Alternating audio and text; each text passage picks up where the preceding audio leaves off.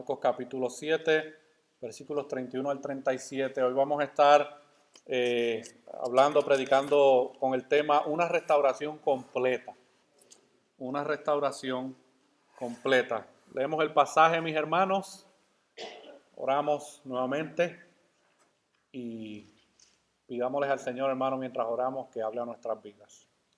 Dice así la palabra del Señor ahí en Marcos capítulo 7, versículos 31 al 37. Volviendo a salir de la región de Tiro, vino por Sidón al mar de Galilea, pasando por la región de Decápolis. Y le trajeron un sordo y tartamudo y le rogaron que le pusiera la mano encima. Y tomándole aparte de la gente, metió los dedos en las orejas de él y escupiendo tocó su lengua. Y levantando los ojos al cielo, gimió y le dijo, Éfata, es decir, sea abierto. Al momento fueron abiertos sus oídos y se desató la ligadura de su lengua y hablaba bien. Y les mandó que no lo dijesen a nadie, pero cuanto más les mandaba, tanto más y más lo divulgaban y en gran manera se maravillaban diciendo, bien lo ha hecho todo. Hace a los sordos oír y a los mudos hablar.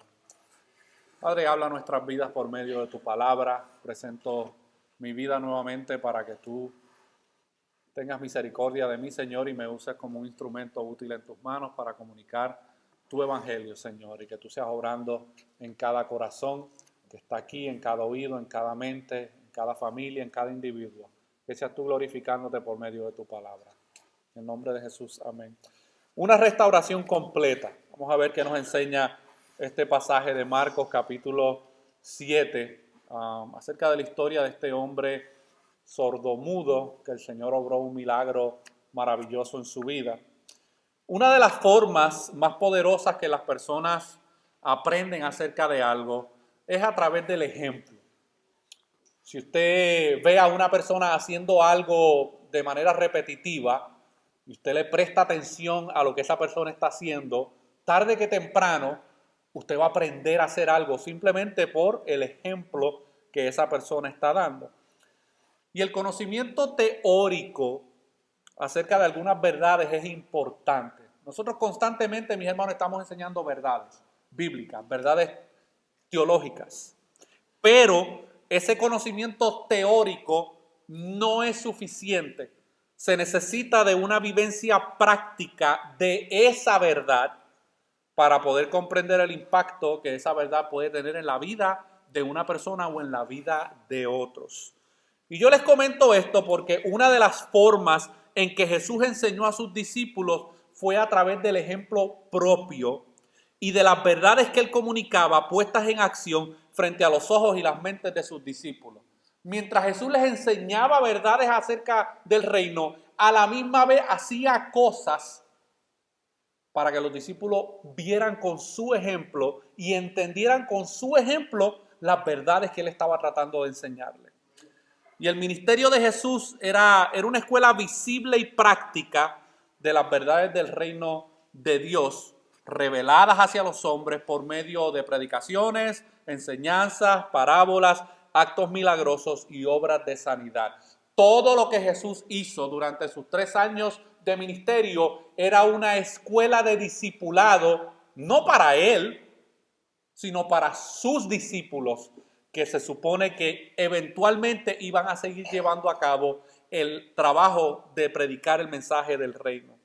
Todas las cosas que Jesús hizo en su ministerio terrenal tenían el propósito principal de enseñarle a sus discípulos y a aquellos que en un futuro creerían en el mensaje del evangelio que el reino de Dios no son solo conceptos espirituales para ser admirados. Hay personas que estudian las doctrinas que nosotros encontramos en la Escritura y dicen, wow, tremendas doctrinas, qué profundidad hay en estas enseñanzas. No, mis hermanos, ese no es el propósito. El propósito es que esas verdades espirituales transformen la vida de aquellos que están siendo expuestos a ellas. Un evangelio que no produce cambios radicales en la vida de una persona no es un mensaje digno de ser seguido ni proclamado. Yo quiero que veamos un poquito del contexto para entender cómo se desarrolla esta historia de este hombre sordomudo. En la exposición de la semana pasada, ¿qué fue lo que vimos? Vimos el relato de cómo Jesús se alejó de Galilea, del área donde él creció y desarrolló los inicios de su ministerio. Galilea era una tierra hebrea y la semana pasada vimos cómo él se alejó de esta tierra para ir a territorio gentil pagano. Y vimos el encuentro de cómo una mujer pagana alcanzó la gracia de parte de Jesús hacia ella y hacia su hija. La visita a esta región gentil de Tiro y de Sidón sirvieron como una escuela para los discípulos. Recuerdan que hemos enseñado que los discípulos tenían esta mentalidad de quedarse ¿dónde? Ahí nada más, ¿verdad? En su territorio. Y Jesús viene y se los lleva en una excursión. Se los lleva en un field trip, como dicen en la escuela.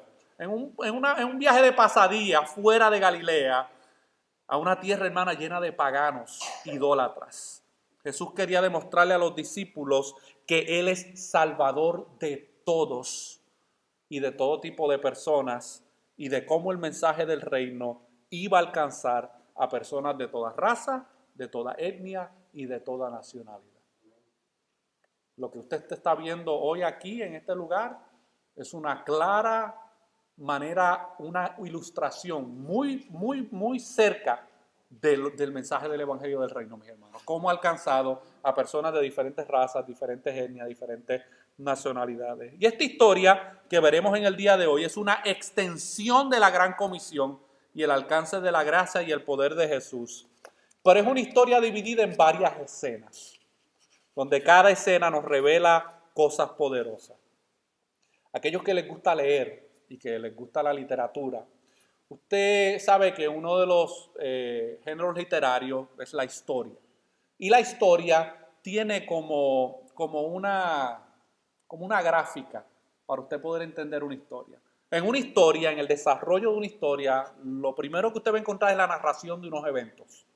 Se comienzan a narrar unos eventos y esos eventos, hermanos, van escalando hasta llegar a lo que se conoce como el clímax o el punto más alto de la historia que se está narrando. Y luego de ese punto más alto comienza entonces un proceso de descenso hacia lo que se conoce como el desenlace. Siempre que usted lee una historia, no importa cuál historia sea, esa es la trama. Una narración de eventos con un punto alto en la historia y luego un desenlace. Bueno, yo quiero que veamos esta exposición de hoy como varias escenas que se van desarrollando y proyectando y manifestando para luego llegar al punto más alto y luego llegar a un desenlace. La primera escena que nosotros vemos en este relato es lo que yo le llamo, hermano, un viaje estratégico.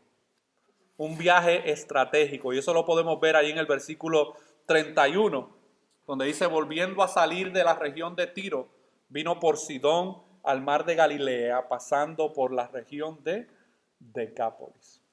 Ahora, es sumamente importante que nosotros no veamos este texto de una manera muy sencilla y muy rápida. ¿Por qué? Porque ¿cuántos segundos nos toma leer este versículo? Vamos a hacer la cuenta. Volviendo a salir de la región de Tiro, vino por Sidón al mar de Galilea, pasando por la región de Decápolis. 10 segundos fue lo que le tomó aproximadamente leer este versículo bíblico. Pero este viaje, mis amados hermanos, no era un viaje casual.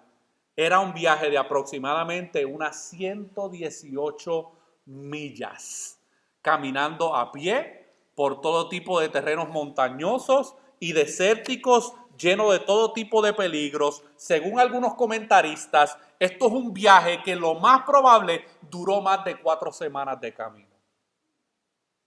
Parece a lo mejor muy simple lo que está diciendo este versículo, pero esto es muy significativo, hermano, porque fue un viaje estratégico de parte de Jesús para cubrir una región muy amplia de gente gentil y pagana que no tenían ningún conocimiento de la palabra de Dios. Pero Jesucristo, hermano, en su sabiduría y en su misión, había determinado que este viaje se iba a llevar a cabo.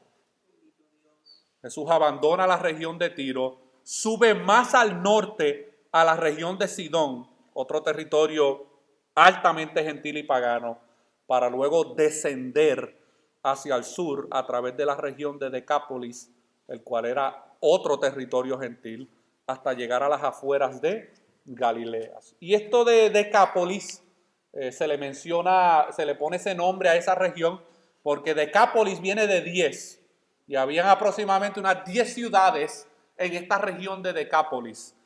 Este viaje, que duró más o menos como unas 4 semanas o más, era un plan estratégico de parte de Jesús para llevar a cabo los planes de Dios en la expansión del reino de Dios aquí en la tierra. Este viaje evangelístico serviría nuevamente como una escuela para lo que un día los discípulos estarían haciendo al llevar el mensaje del evangelio por todo el mundo. Y Jesús les estaba dando con su ejemplo una pequeña dosis de lo que ellos harían en un momento dado, para que se acordaran de que Jesús no solamente se quedó dentro de las murallas de Jerusalén, sino que Él salió a las afueras, a territorio no deseado, para poder llevar, hermano, el mensaje del evangelio. Así que esa es la primera escena que nosotros vemos en esta historia. La segunda escena la vemos en los versículos 32 al 35. Yo le he llamado una manifestación poderosa y compasiva en la vida de un hombre que vivía en silencio. Un acto de poder, hermano, y de compasión sobre la vida de un hombre que vivía en silencio. Una cosa, hermano, es que usted a veces quiera pasar unos tiempos, unas horas de silencio. ¿Verdad que a veces nos pasa? Queremos decir, yo estoy cansado ya del bullicio, de tanto revolú, de tanto compromiso. Yo quiero alejarme qué sé yo, a un bosque o a la playa, a algún sitio, a tener un tiempo de silencio. Eso es muy diferente, hermano, a vivir una vida completa de silencio. Dice aquí el relato de los versículos 32 al 35, que le trajeron a Jesús un sordo y tartamudo y les rogaron que le pusiera las manos encima. Este milagro que Marcos relata en estos versículos no aparece en el pasaje paralelo de Mateo 15 que estuvimos viendo la semana pasada. En el pasaje paralelo de Mateo 15 se nos informa que muchos enfermos fueron llevados durante Jesús durante su visita a las ciudades en Decápolis. Acompáñenme un momentito ya a Mateo 15, versículos 30 al 31, que es el pasaje paralelo de este pasaje de Marcos 7.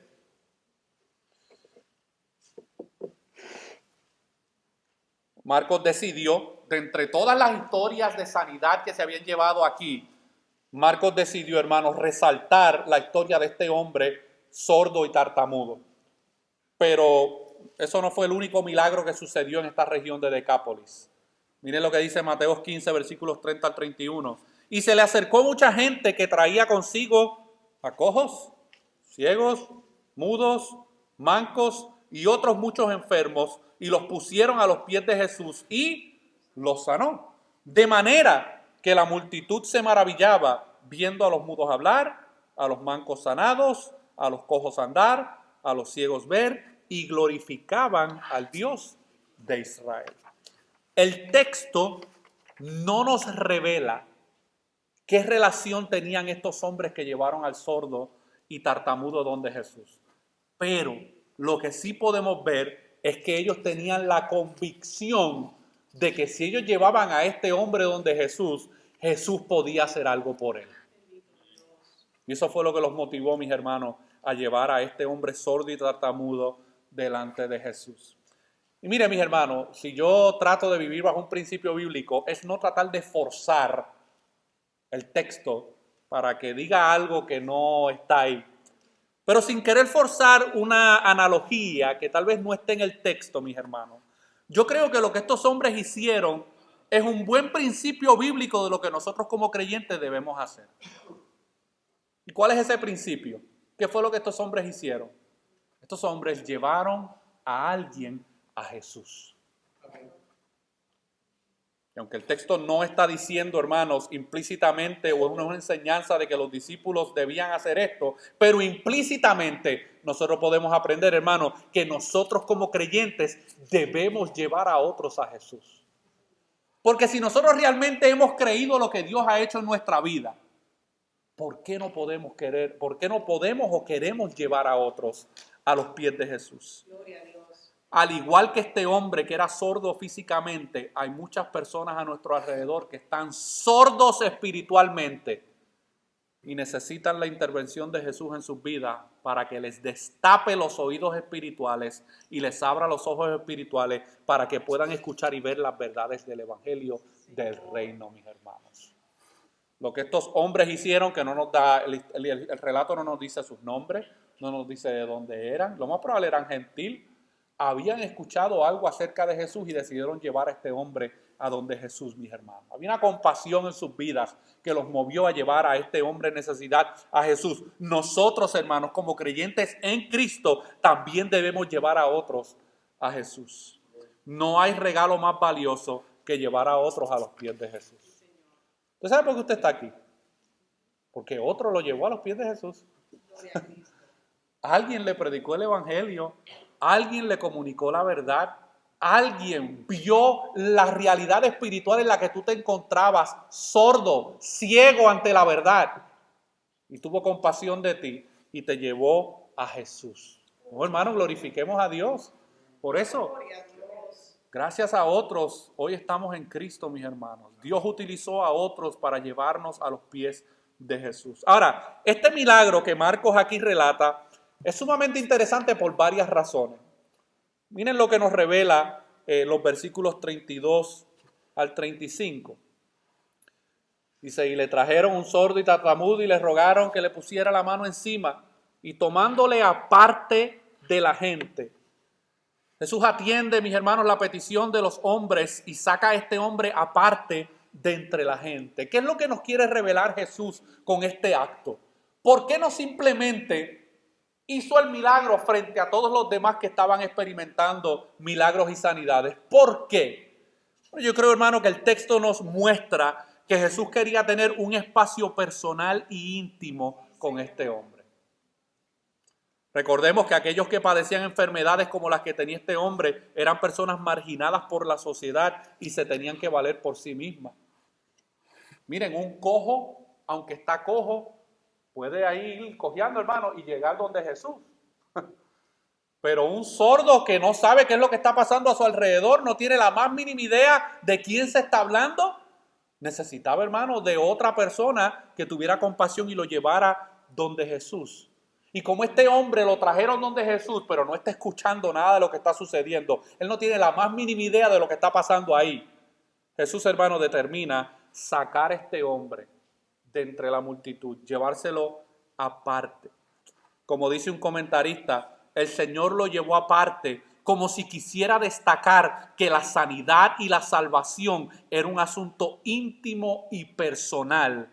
Además, Jesús nunca quiso llamar la atención ni buscó notoriedad, mis hermanos. Lo segundo que podemos ver en el texto es el método extraño que Jesús empleó, que estaba lleno de simbolismo. Esta historia está interesante, mis hermanos. Está bien interesante, porque es como, yo mirando desde una perspectiva terrenal como que jamás haría esto que Jesús hizo. Pero este método extraño que Jesús utilizó, hermano, está lleno de un simbolismo muy interesante. Y yo quiero que veamos el orden de lo que hace Jesús con este hombre. Se lo lleva aparte primero, como diciéndole, tu situación yo la voy a atender personalmente. Tu situación yo la conozco, la entiendo y yo voy a atender esta situación personalmente. Tú y yo vamos a tener un trato personal. Eso es lo que hace el Evangelio en nuestras vidas, mis hermanos. Cada uno de nosotros somos un caso individual de salvación, donde Dios obró de manera individual contigo y conmigo. Y la manera en que obró conmigo no es la misma en que obró contigo.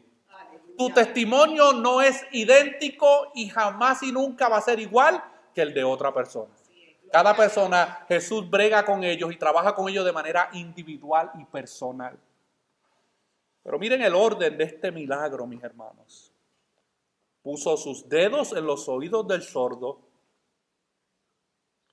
luego escupe, toca la lengua de este sordo y luego mira al cielo. Y yo me preguntaba, hermano, ¿y por qué Jesús hizo esto? O sea, no podría hacer como hizo otras ocasiones, simplemente ahora mismo, oye, queda sano totalmente. ¿Por qué no lo hizo de esta manera, mis hermanos? Yo creo, mis hermanos, que Jesús, entendiendo la situación de este hombre, entendiendo muy bien la condición de este hombre, Jesús usó el único lenguaje que este hombre sordo y mudo podía entender. Jesús utilizó el lenguaje de señas. No importa qué le gritara a Jesús, no importa si lo ponía a tratar de que leyera sus labios, no iba a entender, mis hermanos. Pero Jesús, en su compasión, hermanos, utilizó el único lenguaje que este hombre estaba acostumbrado a escuchar, el lenguaje de señas. Pero yo quiero que usted se imagine este cuadro, mis hermanos. Este hombre no sabemos cuántos años llevaba en esta condición. Y Jesús, hermano, ahora lo toma aparte, se acerca donde él, hermano, y de una manera muy personal. A lo mejor el sordo dice, ¿quién será este que me está agarrando aparte y me está alando hacia un lado? ¿Quién será? ¿Qué es lo que va a hacer? Nunca había escuchado, no había podido escuchar acerca de Jesús. Pero en el momento, mis hermanos, en que Jesús pone sus dedos en sus oídos, este hombre, hermano, entendió internamente de que algo estaba a punto de suceder. Este hombre entendió, Jesús sabe y entiende cuál es la situación que yo tengo. Por algo está poniendo sus dedos en mis oídos. Pero no solamente eso, hermano, sino que luego escupe. Y no fue que le escupió dentro de la boca, mis hermanos. Jesús escupió los dedos y luego le puso sus dedos en la lengua a este hombre. Nuevamente tocando un órgano que no estaba funcionando correctamente. En el momento en que este hombre, hermano, vio que Jesús tocó su lengua, él pudo entender, algo va a pasar con mi lengua. Algo va a pasar con mi boca. Luego, mis hermanos, Jesús mira al cielo. Hay un comentarista, hermano, que relata y hace un comentario acerca de este evento y dice, como el enfermo no le podía oír, Jesús representó su intención colocando sus dedos en los órganos afectados. Le comunicó de esta manera que estaba por abrir sus oídos y soltar su lengua. Asimismo, escupió como si quisiera significar que virtud estaba a punto de salir de él y tocó su lengua, una señal de simpatía. También realizó esto para despertar su fe y la expectativa de bendición. ¿A cuántos curanderos este hombre habrá ido en el pasado? El relato no nos lo dice. Pero en estos momentos, al Jesús, hermano, tener compasión y poner sus dedos en sus oídos, tocar su lengua y mirar al cielo, esto, hermano, produjo algo en la vida interior de este hombre, que a lo mejor él no entendía qué era lo que iba a pasar, pero algo empezó a desarrollarse en su interior de que aquí iba a suceder algo. El orden en que el Señor tocó a este hombre también es muy significativo, pues en el terreno espiritual el oído debe ser abierto para recibir instrucción divina antes de que la lengua pueda prorrumpir en alabanzas a Dios. Por eso es que Pablo, hermano, dice en Romanos, dice que la fe viene por el oír, pero fíjate que no dice el oír de la palabra.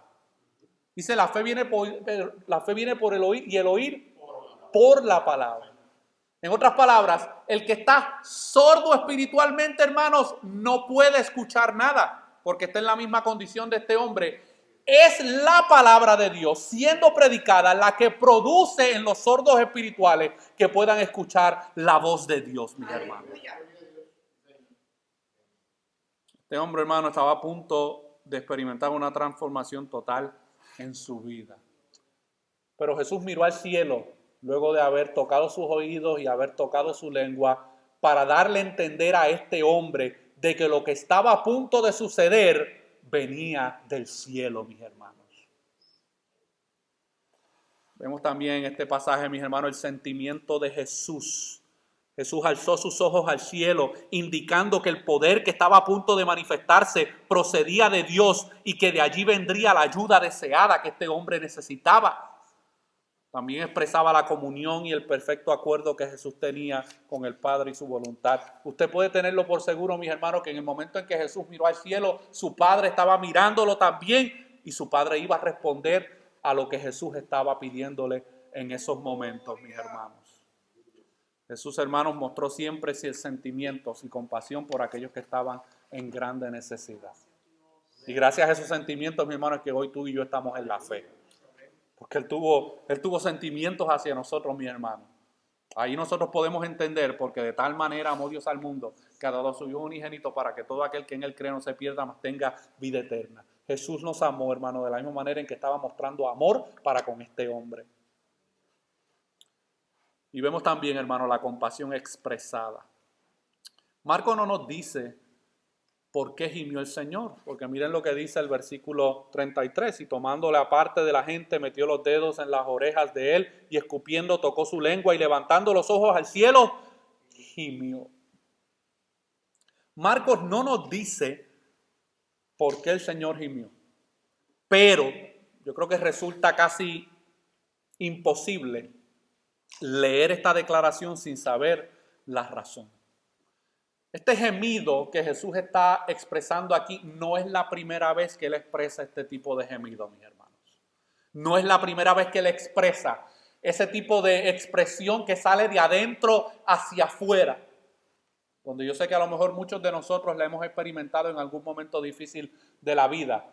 Donde no tenemos las palabras que decir, no sabemos qué decir, pero sale un gemido de adentro hacia afuera que expresa con nuestro gemido lo que realmente queremos comunicar. El gemido de Jesús fue desde adentro, fue la respuesta compasiva de nuestro Salvador al dolor y la tristeza que el pecado había introducido en el mundo, mis hermanos. Y esta no es la primera vez que Jesús gimió de esta manera. Cuando Jesús llegó, hermano, a Jerusalén, que lo vamos a ver unos capítulos más adicionales, dice el texto bíblico que gimió. Le dio dolor, hermanos, y decía: oh Jerusalén, Jerusalén, que matas a tus profetas que te son enviados por Dios. Un gemido de compasión por entender la situación que este hombre estaba viviendo, mi hermano. Nosotros a lo mejor no podemos entender esto porque a lo mejor todos aquí escuchamos bien, físicamente, aunque yo sé que hay algunos que tienen sus oídos tapados espiritualmente. Pero físicamente podemos apreciar lo que es el escuchar. Pero un hombre, hermano, que nunca había escuchado, que no sabía lo que era esa sensación del sonido, Jesús, hermano, mostró compasión ante la necesidad de este hombre. Y ahí en el versículo 34 dice: y le dijo éfata, es decir, sea abierto. Jesús usó aquí una palabra que solo aparece una sola vez en las Escrituras. Esta palabra éfata o efata es una palabra aramea que quiere decir sea abierto, se suelta. El hombre, escuchen mis hermanos, el hombre no oyó a Jesús hablar, pero la creación oyó el mandato del Creador y el hombre quedó sano. Acuérdense que este hombre está sordo, él no está entendiendo nada de lo que Jesús está diciendo, pero la creación escuchó la instrucción de parte de Jesús, mi hermano, y como Él es el creador de todas las cosas, cuando Él le da una instrucción a su creación obedece, porque obedece. Tanto la lengua y los oídos funcionaron normalmente de nuevo. Estos son, hermanos, milagros bíblicos, no como alguna de las estupideces esas que hacen algunos evangelistas por ahí, unos milagros ahí medios chuecos, que supuestamente experimentan sanidad en el lado derecho de la espalda, pero se van del evento con el lado izquierdo todo doblado.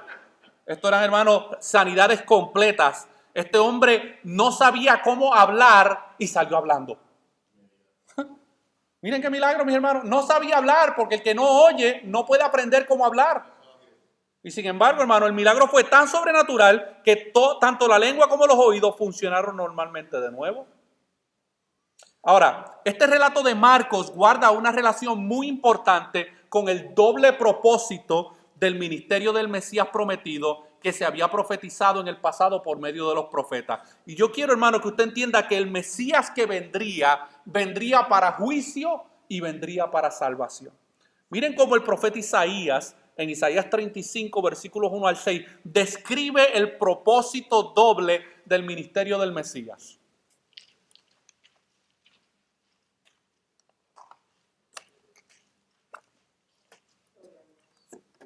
Isaías 35, versículos 1 al 6.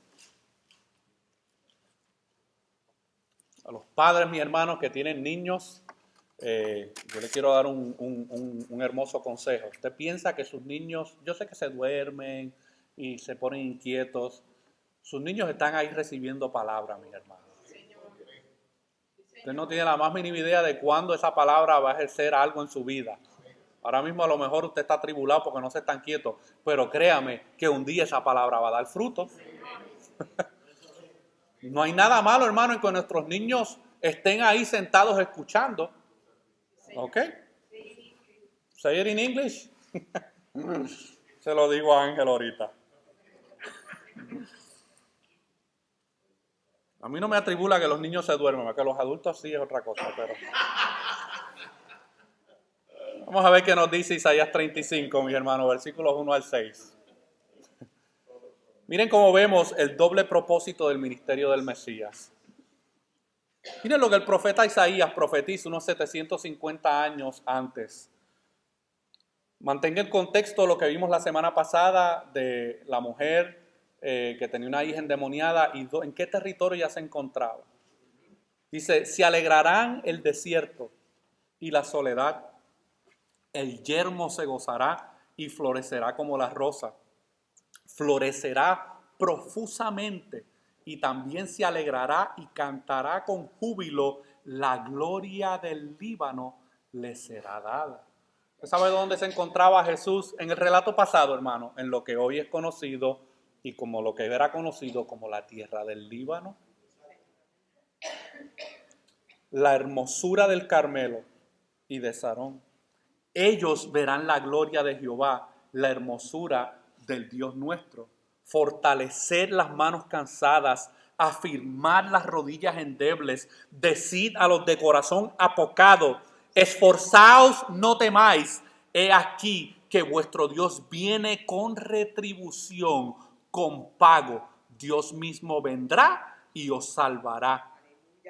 Les dije, hermano, que el ministerio de Jesucristo tenía dos propósitos como Mesías. Él vendría para juicio y vendría para salvación. ¿Por qué para juicio? Bueno, porque a través de la predicación del Evangelio, Él estaba trayendo juicio sobre aquellos que iban a rechazarlo a Él como el Mesías prometido. Pero también vendría para juicio porque en la cruz del Calvario, Él llevaría, hermano, el pago que los hombres le debían a causa de sus pecados. Esa es la manera en que Jesucristo vendría para juicio en su primera venida, pero también vendría para salvación. Por eso dice el versículo, ahí el versículo 4, decid a los de corazón apocado, esforzaos, no temáis, he aquí que vuestro Dios viene con retribución, con pago. Dios mismo vendrá y os salvará. El resultado de esto, ¿cuál es? Entonces los ojos de los ciegos serán abiertos y los oídos de los sordos se abrirán. Entonces el cojo saltará como un ciervo y cantará la lengua del mudo, porque aguas serán cavadas en el desierto y torrentes en la soledad, mis hermanos. Lo que esta mujer experimentó y lo que este hombre están experimentando, mis hermanos, entra dentro de lo que se había profetizado acerca del Mesías. Esto, mis hermanos, es lo que hace el Evangelio en la vida de los hombres. El Evangelio soluciona el problema de la deuda que los hombres tienen con Dios a causa de sus pecados. Y miren cómo dice el relato de Isaías, Dios mismo vendría a resolver ese problema. Y Él lo hizo a través de la persona de Jesucristo, hermano. Y Él vino con retribución y Él vino con pago. La diferencia es que esa retribución no la tuvimos que pagar tú y yo. Ese pago no lo tuvimos que pagar tú y yo. Lo pagó su Hijo en la cruz, mis hermanos. En la cruz Dios mismo descendió con ira y justicia sobre la vida de su Hijo para poder pagar por la deuda impagable que los hombres jamás podrían cubrir. Aquellos que están en esta tarde aquí que todavía no han confiado en Jesucristo como su Salvador, yo quiero darte una noticia. Tú tienes una deuda impagable con Dios. Y tú andas preocupado porque le debes, qué sé yo, $10,000 al banco, o le debes $20,000 al banco, o debes $150,000 por una hipoteca en el banco. Esas deudas son nada en comparación con la deuda eterna que tienes para con Dios a causa de tu pecado. Preocúpate por esa deuda. De esa deuda no hay fianza que te saque. Solamente Jesucristo puede pagar esa deuda y fue pagada en la cruz del Calvario. Como resultado de esa obra en la cruz, Dios mismo se revela a los hombres por medio de la predicación del Evangelio y produce salvación en aquellos que creen. Pero vamos a una tercera escena. Ya llegamos, hermano, al punto clímax de la historia, que fue el milagro sobrenatural que este hombre experimenta. Ahora vamos, hermano, al descenso, al desenlace. Y aquí vemos, hermano, en esta escena una petición inusual que no fue obedecida. Una petición inusual que no fue obedecida. ¿Cuál fue la petición que Jesús le pidió a este hombre y a aquellos que lo acompañaban después de este milagro? Calladitos, se ven más bonitos. Y no es la primera vez que él lo hace. Desde el capítulo 1, hermano, hasta el final, antes de llegar a la cruz, Jesús constantemente le decía, calladito. Los de hoy hacen flyers, hacen anuncios de radio, de televisión. Jesús decía, calladitos. Y les mandó que no lo dijesen a nadie. Pero cuanto más les mandaba, tanto más y más lo divulgaban. O sea que no fue una sola vez que les dijo, no digan nada. No, es que les tuvo que decir varias veces, que no digan nada. Pero ustedes van a seguir, que no digan nada, quédense callados, no quiero que anden divulgando esto por ahí. Esta petición de Jesús es sumamente extraña. ¿Por qué Jesús no quería que la gente anunciara lo que habían experimentado? La gente que se dedica al mercadeo y a la publicidad le hubiese dicho a Jesús, hello, si tú quieres tener un ministerio efectivo, con muchos frutos, tú necesitas dejar que la gente haga publicidad. Es de gratis, no tienes que pagarles nada. Ellos se van a ir por ahí publicando lo que tú hiciste. Esta no era la primera vez que Jesús pedía a aquellos que recibieron alguna sanidad a que permanecieran callados. ¿Por qué? ¿Por qué? ¿Por qué Jesús no quería que esta gente gentil anunciara lo que había sucedido? Bueno, la razón es sencilla, mis hermanos. Su tiempo todavía no había llegado. Su historia como Mesías todavía no se había cumplido en su totalidad. Jesús no quería que la gente lo viera solo como una persona que hacía milagros. Jesús necesitaba llegar a la cruz para así completar su misión redentora. De nada servía que la gente dijera, oh sí, Jesús es el milagrero. Habían otros milagreros por ahí, habían otros curanderos. Jesús no quería ser reconocido, hermano, simplemente como el obrador de milagros. Jesús necesitaba llegar a la cruz para completar su labor de redención. Un Jesús que solo hace milagros no es un Salvador completo. Jesús necesitaba morir y resucitar para así cumplir el plan divino de salvación. Escuchen, mis hermanos, la gran comisión no descansa sobre los milagros. La gran comisión descansa sobre la obra completa y satisfactoria de Jesús en la cruz. La gente se puede ir muy sana al infierno. La experiencia que este hombre había recibido era tan grande que ni él ni sus amigos pudieron mantenerse callados. Aquel que estuvo mudo toda su vida, ahora no puede dejar de proclamar las grandezas de Jesús, hermanos. Y usted dirá, oye, pero este hombre como que es muy rebelde, ¿verdad? Este gentil como que desobediente. Aguantémonos. Porque cuántas cosas el Señor no nos ha dicho a nosotros que hagamos y también hacemos lo mismo. Hacemos lo que queremos. Jesús nos da unas instrucciones específicas, mis hermanos, y nosotros lo obedecemos abiertamente y públicamente. Y con gozo. Porque este joven, hermano, y esta gente se fue desobedeciendo a Jesús gozosamente.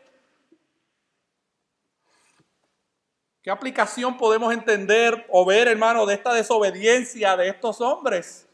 ¿Qué aplicación nosotros podemos aplicar a nuestras vidas?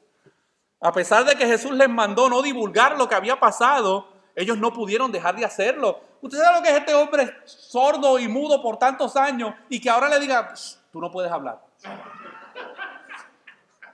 Hermano, es una petición totalmente incoherente. Él se fue, dijo, bueno, pues no sé qué va a pasar, pero yo voy a empezar a hablar y a contar lo que a mí me ha pasado. Pero la ironía de esto, mis hermanos, en contraste, es que con nosotros, es que a pesar de haber sido mandados a divulgar el evangelio por todo el mundo y a contar lo que el Señor ha hecho en nuestras vidas, nosotros decidimos callar. Mientras que aquel que Jesús le dijo, cállate, dijo, lo siento, te voy a tener que desobedecer, voy a proclamarte. Aquellos hermanos que no tenemos este impedimento, porque Jesús nos ha dicho, proclamen, no lo hacemos. Ouch. Vamos a ver, hermano, la última escena de esta historia. Y la vemos en el versículo 37. Vemos, hermano, una reacción muy reveladora por parte de la multitud. Dice el versículo 37, y en gran manera se maravillaban diciendo, bien lo ha hecho todo, hace a los sordos oír y a los mudos hablar. La reacción de estos hombres ante la obra sobrenatural que acaban de presenciar revela uno de los efectos del mensaje del Evangelio y del poder transformador del Mesías. La reacción de estos hombres revela la restauración completa que produce el Evangelio y Jesús en la vida de las personas. Ahora, es bien interesante ver que Marcos, bajo la inspiración del Espíritu Santo, usa la misma expresión que nosotros podemos encontrar en Génesis capítulo 1. Miren lo que dice Génesis capítulo 1 en el relato de la creación, mi hermano. No pierda de vista que estamos hablando acerca de una restauración completa. Y esta multitud exclama públicamente, y miren cómo describe las obras de Jesús.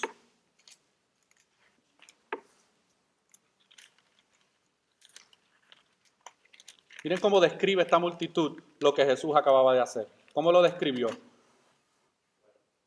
Como bueno, todo lo ha hecho bien. Oh, mis hermanos, es que esto es lo que Jesús hizo al principio de toda su creación. Miren lo que dice Génesis capítulo 1,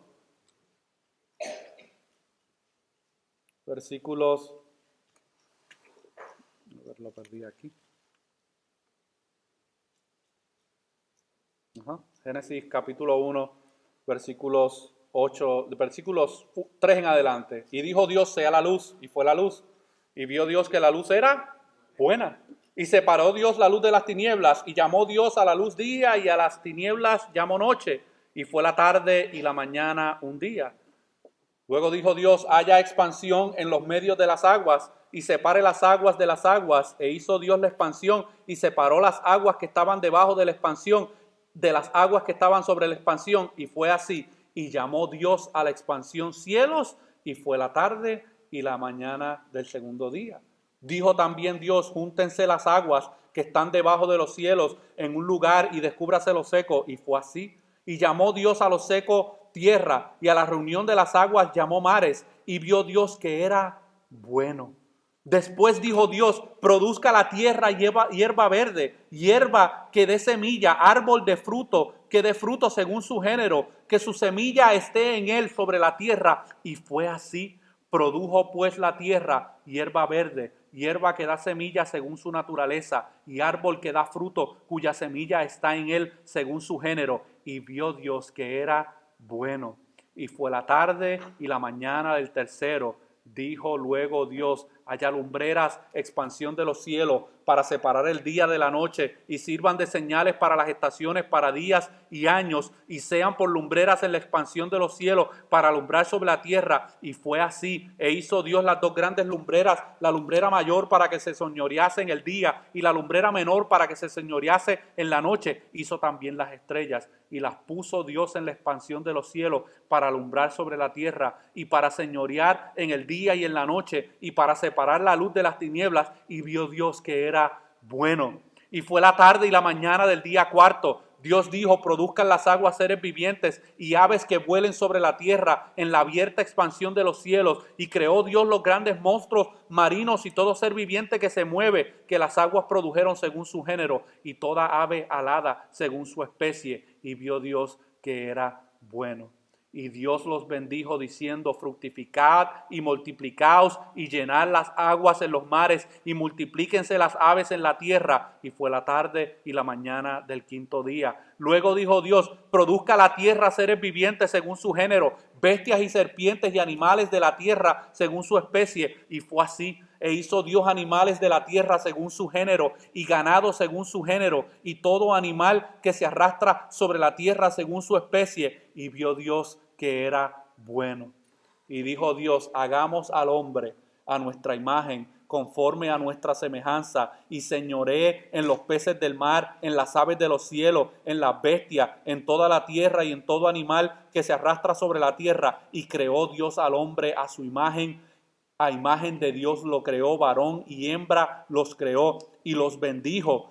Y los bendijo Dios, y les dijo, fructificad y multiplicaos, llenad la tierra y sojuzgarla, y señorear en los peces del mar, en las aves de los cielos, y en todas las bestias que se mueven sobre la tierra. Y dijo Dios, he aquí que os he dado toda planta que da semilla, que está sobre toda la tierra, y todo árbol en que hay fruto y que da semilla os serán para comer, y a toda bestia de la tierra, y a todas las aves de los cielos, y a todo lo que se arrastra sobre la tierra, en que hay vida, toda planta verde les será para comer. Y fue así, y vio Dios que todo lo que había hecho, y he aquí que era bueno en gran manera. Y fue la tarde y la mañana, el sexto del día sexto, mis hermanos. Marcos, hermanos, aquí está utilizando el mismo vocabulario y la misma expresión que nosotros vemos en Génesis capítulo 1, antes de que el pecado entrara y destruyera todas las cosas, mis hermanos. Y yo concluyo, hermano, con esto. Este relato que nosotros acabamos de ver nos revela claramente el gran panorama divino de redención. ¿Por qué? Porque en el gran panorama divino de redención nosotros vemos 4 cosas. Número 1, vemos que en el principio Dios creó todas las cosas buenas y perfectas. Pero luego vemos, hermano, que por causa del pecado ahora el hombre sufre las consecuencias del pecado. Lo que este hombre estaba experimentando, hermano, y lo que esta mujer había experimentado son consecuencias de la pecaminosidad que entró al mundo. Pero también vemos, hermano, en esta historia y en este gran panorama divino de redención, que Dios Padre, a través de su Hijo, provee salvación y redención.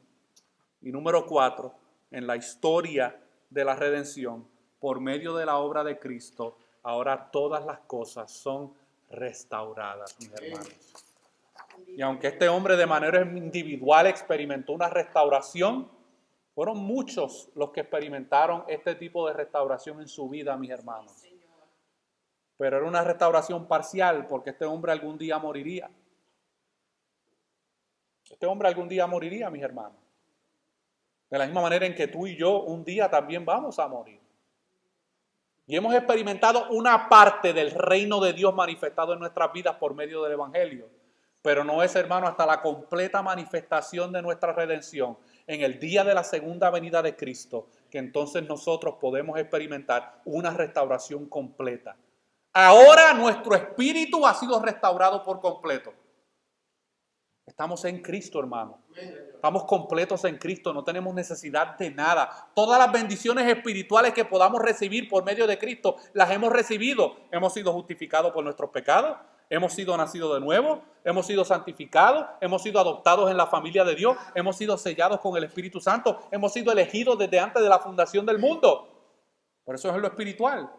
Nuestra carne también necesitará un día experimentar una restauración completa. Por el momento, hermano, hemos experimentado una restauración parcial. Pero un día, hermano, experimentaremos una restauración completa. Y volveremos a estar en el mismo estado en que se encontraba la raza humana antes de la caída, cuando Dios pudo hacer esas expresiones y decir, todo lo que yo he creado ha sido bueno, mis hermanos. Y nosotros esperamos ese día, mis hermanos. Esperamos ese momento de redención. Y si tú estás aquí en esta tarde o has estado con nosotros en otras ocasiones escuchando el mensaje del Evangelio, Dios quiere restaurar tu vida por completo. Dios quiere hacer una restauración en tu vida. Dios quiere destaparte los oídos que llevan años hundidos en la oscuridad y en el silencio de tu pecado. Y Dios quiere en esta tarde obrar a favor tuyo y traer salvación a tu vida. Oremos. Padre, te damos gracias por tu palabra. Te damos gracias porque nos permites ver a través de ella el gran panorama divino de la redención que tú has llevado a cabo a través de Cristo. Obra, Señor, en los corazones, edifica de manera poderosa a tu pueblo, Señor. Si aquí hubieran vidas que todavía se encuentran en esa condición de sordera espiritual, yo te pido, Señor, que tú destapes sus oídos por medio de tu palabra y que tú, Señor, desates sus bocas para que puedan confesarte a ti como Señor de sus vidas, Señor. Obre en los corazones, Señor. Que tu Espíritu Santo toque los corazones, toque las mentes. Y aquellos que ya tú has hecho esa obra de restauración en nuestra vida espiritual, Que tú nos ayudes, Señor, a que podamos entender la compasión que tú has tenido con nosotros y que podamos, Señor, obedecer tu mandato de ir y proclamar este evangelio del reino a aquellos que están a nuestro alrededor, que se encuentran en la misma condición que nosotros nos encontrábamos, pero que gracias a otros y a la predicación del evangelio, tú los utilizaste para llevarnos a la cruz de Cristo y a poder reconocer que necesitábamos un Salvador en nuestras vidas, Señor. Obra a favor de tu pueblo. Entonces te lo pedimos en el nombre de Jesús.